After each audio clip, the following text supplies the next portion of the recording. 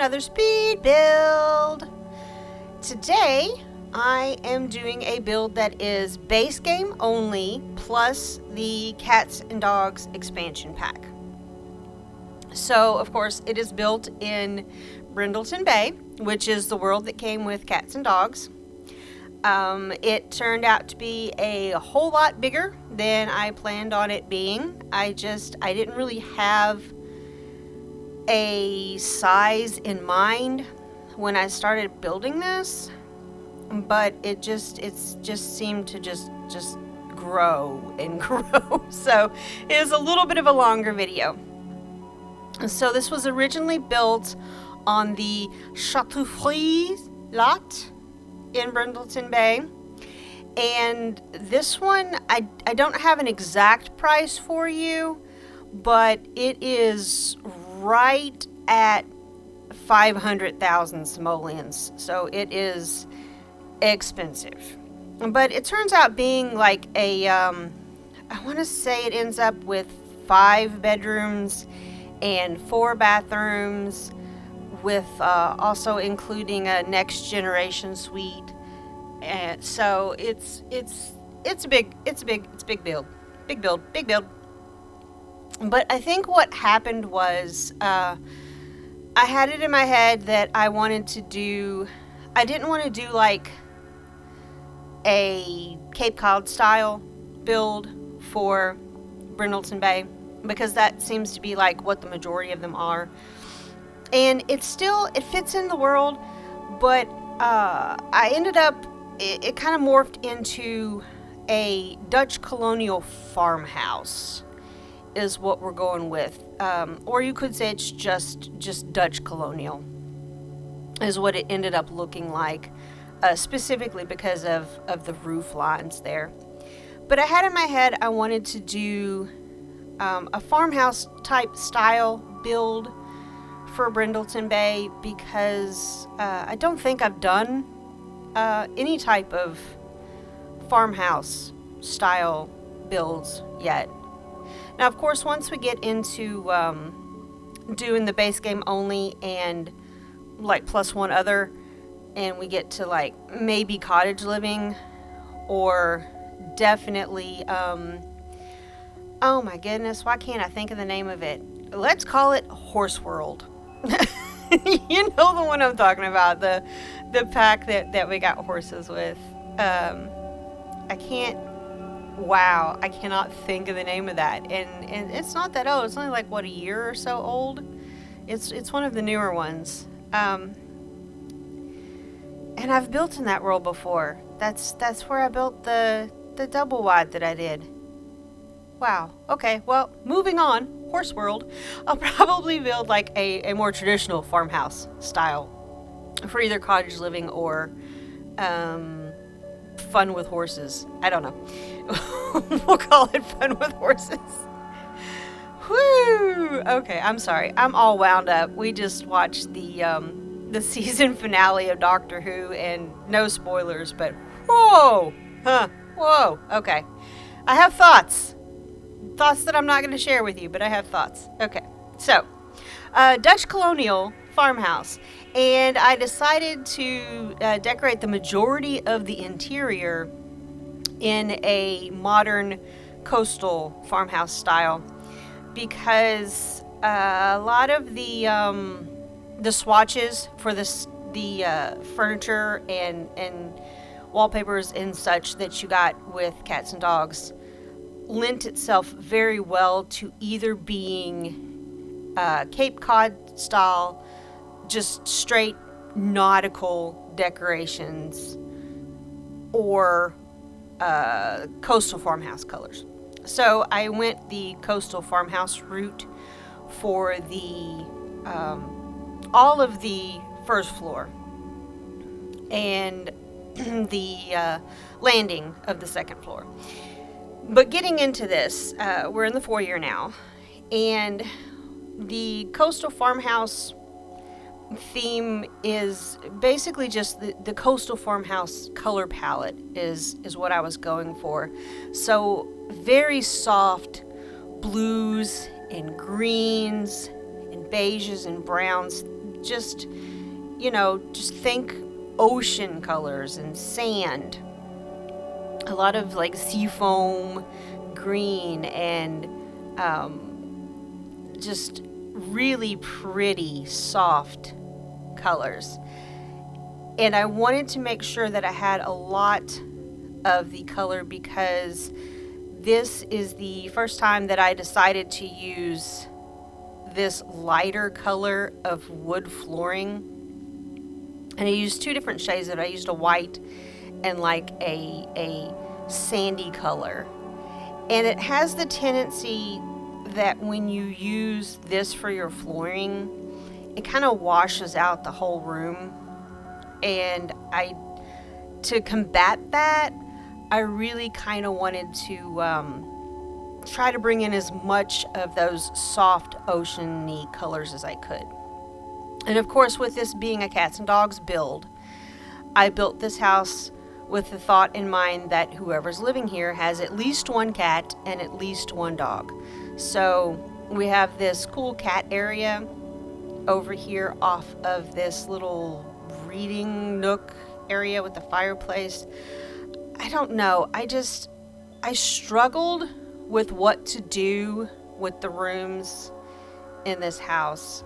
And this is one of the first times that I did this much of an open concept floor plan, where half of the first floor is just completely just open.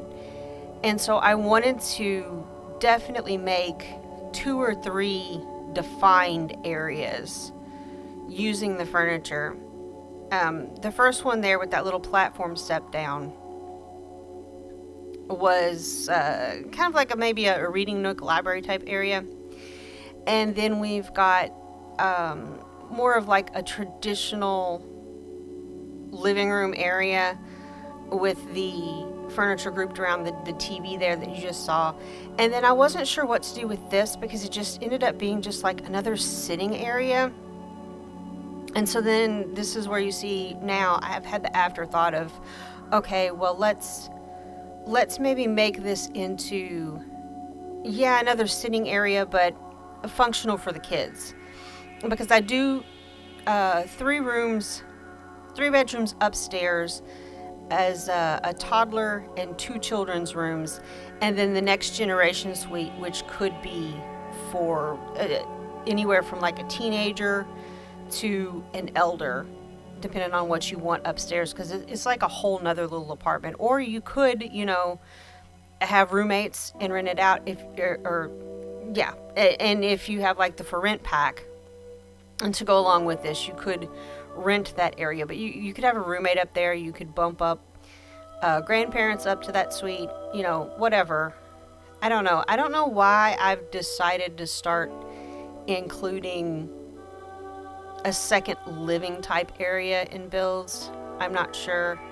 I'm also not sure why I keep building these really big ones that take me so long to get done. But I really think the next one's going to be a tiny house because I'm really itching to do something small and cramped. The one thing that I have noticed about doing the base game plus one other pack is that I really appreciate the clutter kits that we've got and the clutter packs. There is just a lack of good clutter for base game. And with each of these additional packs that I'm adding to like my base game plus 1 pack build, you get a little bit of clutter, especially that's like specific to that pack, just specifically themed to that pack.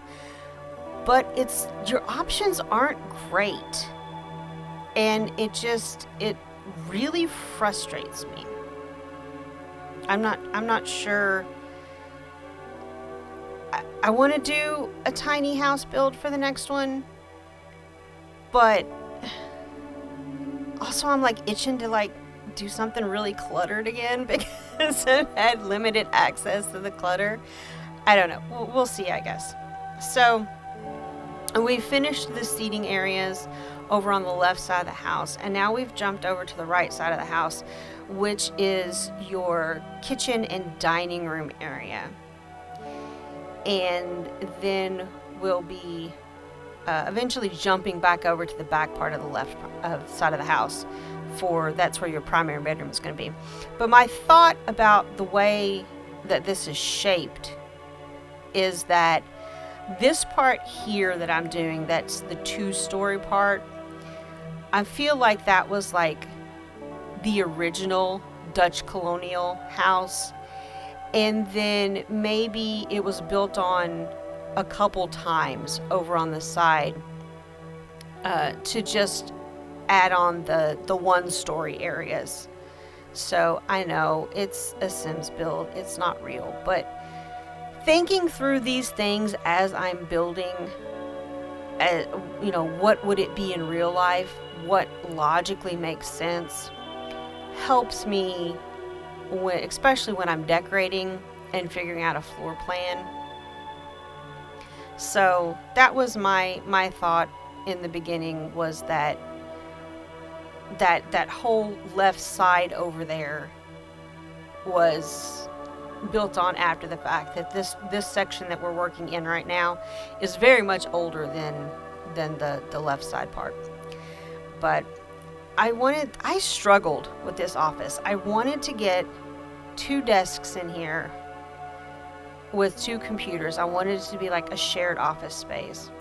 And I really struggled with the layout of these desks. I had them like butted up against each other, facing each other at first, and I don't know, that didn't feel right. And then like I had them like diagonal, and that didn't feel right, and I'm not sure. But I really wanted a nice big office area, because you see all those bird pictures and feathers on the wall. Those are all the feather collectibles that came with cats and dogs that you can have. You can find those feathers around the world, and once you find those feathers, you can frame them, and it frames them with a picture of whatever bird they came from. So the entire feather collection is in that office. If you do want to collect the feathers yourself, just delete all the pictures that are in there, because that's what all those feather pictures are. This wallpaper that I used in this little half bath here, that's tucked in behind the stairs that you access from the office. I didn't even notice it till I started editing, but I must have really, really loved that wallpaper, because I ended up using that wallpaper in 3 different rooms, and I'm pretty sure it's a base game wallpaper, and it comes in 2 different versions. It has the version that you saw in that little half bathroom where it has the wainscoting on the bottom, but then it also comes in a version where it's just the wallpaper. And I'm getting ready, after I finish this bedroom up here, which is meant to be the primary bedroom, I'm getting ready to start on the primary bathroom, and I used that wallpaper without the wainscoting in the primary bathroom, and then I ended up using it in a bedroom upstairs as well. But the funny thing about that wallpaper is it's like an orangey peachy color, but with the teal wainscoting that I used in the half bath in there, it kind of it looked like an orangey peachy color, more orange. And then when I use it again here in the primary bathroom, it ends up looking more of like a sand kind of color. And then upstairs, when I use it with a bed that has a peach swatch on it, and it looks very peach up there. And I'm not sure if it's because of the other colors that you pair with it, or if it's because of the lighting, but that's probably why I didn't notice that I reused that wallpaper in the exact same swatch almost in 3 different rooms, because it looks different to me as I was building in each one. And then also with this house, like I've built this house over the past week, and I haven't been feeling good this week. We're dealing with a lot of tree pollen here, so my allergies are going crazy. I've had another illness pop its head up in the last week. I was also bit by a spider and was on heavy doses of Benadryl for like a few days. So this week's been rough. And when I don't feel like building, I don't push myself to build, because I mean, this is a hobby for me. This is something that I love doing, and I also like editing, and so I like sharing it with you in case you do want to watch it, in case you want to see whatever. And so I don't force myself. So this one took, with it being a big build and me not feeling well, this build took a whole lot longer than usual to finish. So it wasn't just sit down and knock it out in a day or two. It was a week and a half of me doing an hour here, an hour there, a couple hours here and there. And when I do that for a build, when I'm decorating, I'll kind of forget what I did in previous rooms. So that's another reason why that wallpaper got reused. So at this point, I decided that I wanted to lean into the soft greens for the primary bedroom and the primary bathroom, because I was starting to get a little burnt out on the blues. I know that's unusual for me because I love blue, but I'm not a big fan of green. So I'm trying to use green a little bit more often. And I'm also not a big fan of brown. So that was a struggle for the color scheme for Coastal Farmhouse. It was a little bit of a struggle for me to embrace these greens and browns and think that they were pretty. But what I found out was when I do it in like the softer shades, I like it a lot more. It's more forgiving than just the harshness, because green and brown to me says 70s and says 60s, and that's a color scheme that I grew up with and that I just really don't like. But I don't know. I enjoyed the way that the bathroom turned out. It was a unique shape and different, and I thought it was kind of interesting. So we've moved on to the sunroom, which is connected to the primary bedroom. You also have access to the primary bathroom from the sunroom, and you have access to this back porch. And I wasn't really sure what to do with this sunroom. All I could think was it would be nice to come out here and maybe have, like, in real life, maybe have like coffee in the morning, And then with all those windows, I thought it would be a good spot to put the artist easel, because when your sim is in that sunroom, if you do like a POV and look out, you do have really nice views off the side of the cliff and of the ocean, and there's a lighthouse in the distance, and it is really nice. I apologize for this second floor. Excuse me for a minute. My goodness, my allergies. Let me tell you why I apologize for the second floor. Once again, I was not feeling great when I was finishing up this build.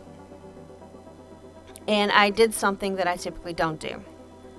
I started popping around and doing 3 rooms at once upstairs. Typically, I'll decorate 1 room at a time, simply because it's easier for editing. And it's easier for when somebody's watching this to follow along and understand what's going on. This is the toddler room. Well, that was the toddler room. It was very obvious it was the toddler room because it had a toddler bed. And it was a pink and purple unicorn theme. And then we have a pink and purple cat themed room. And then we have a blue and green dog themed room. So the other one is meant for a toddler, and these 2 are meant for children or teenagers. You could put a teenager in either one of these rooms. But I typically don't like pop around and do multiple rooms at once. It's I don't know. I'm a little bit more organized than that. Organization is important to me.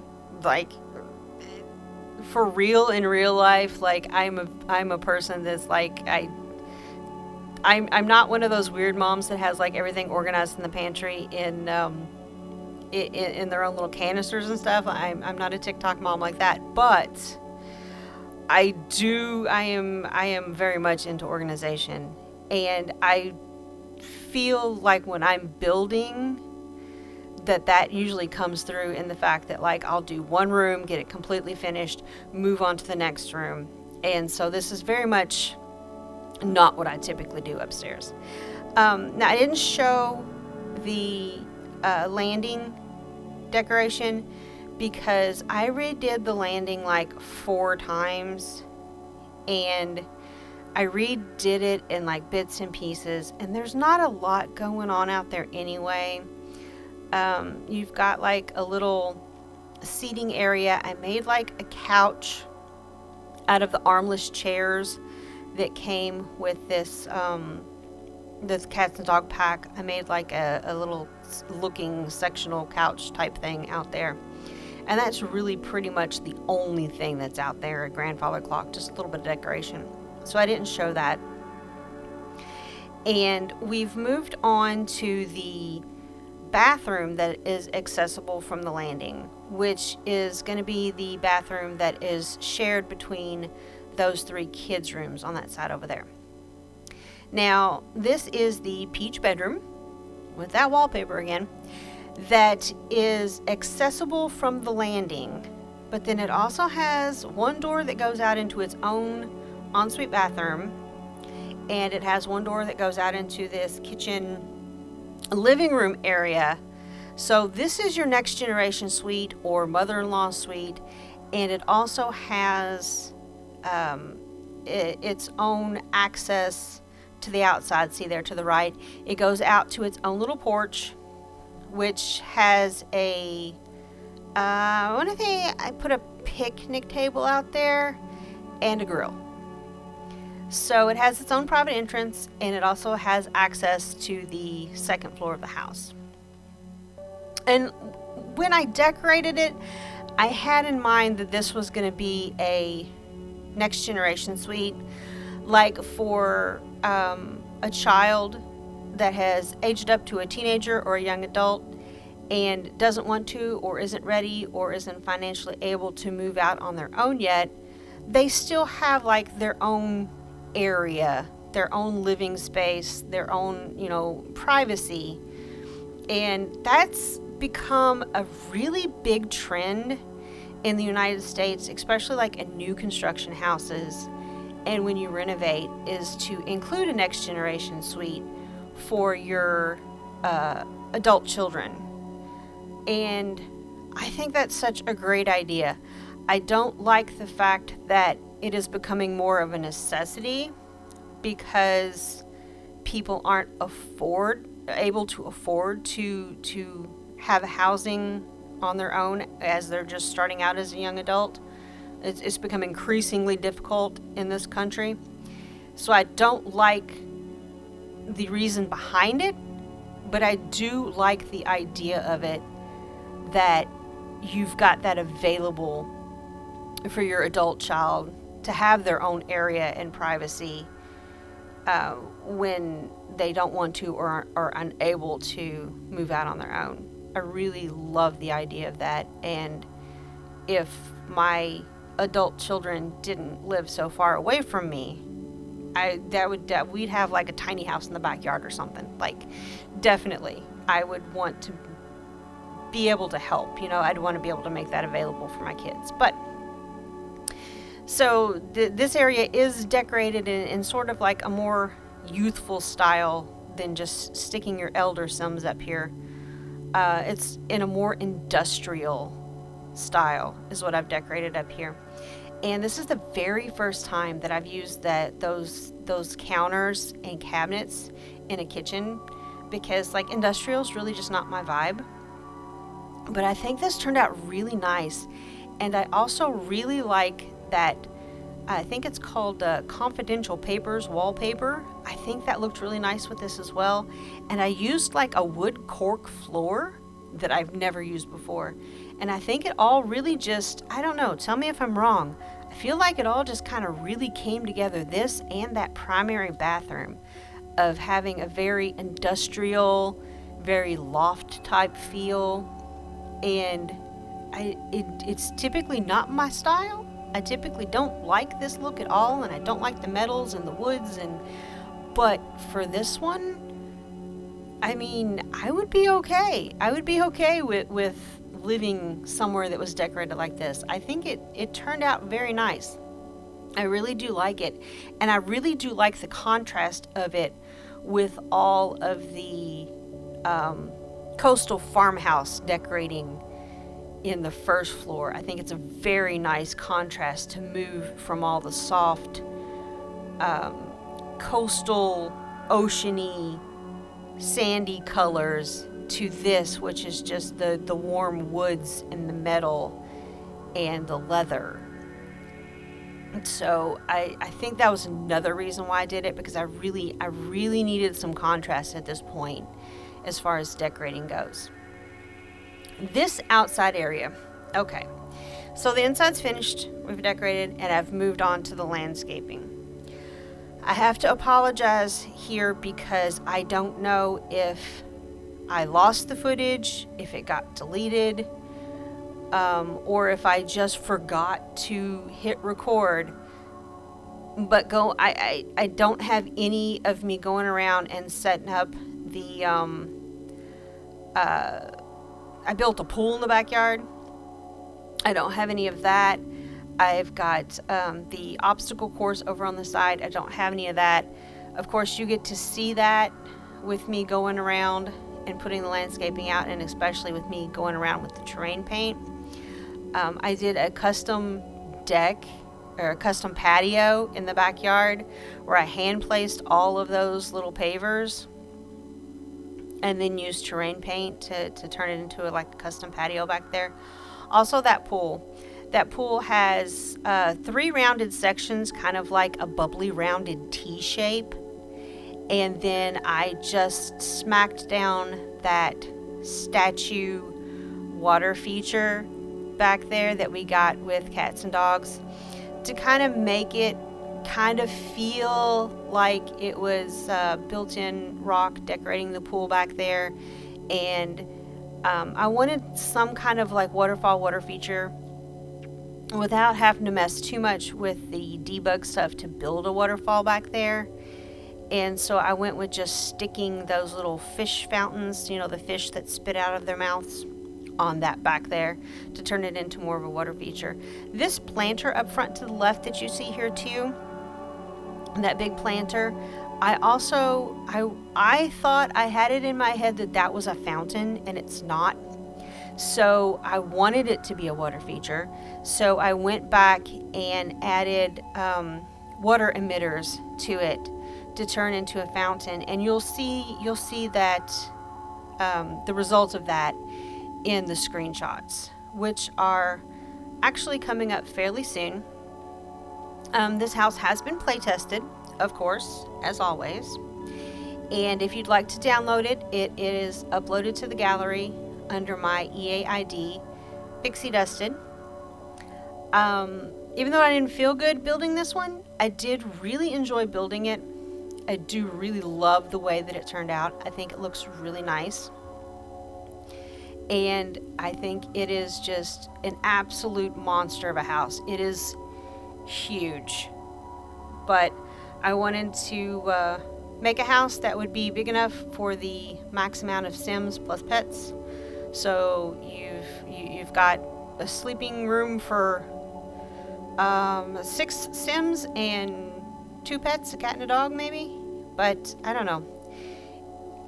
Enjoy this house. I enjoyed building it. I hope you enjoyed watching it. I really appreciate you being here with me. And I guess I'll see you in the next one, which will probably be a tiny house because this thing was huge. Bye, everybody.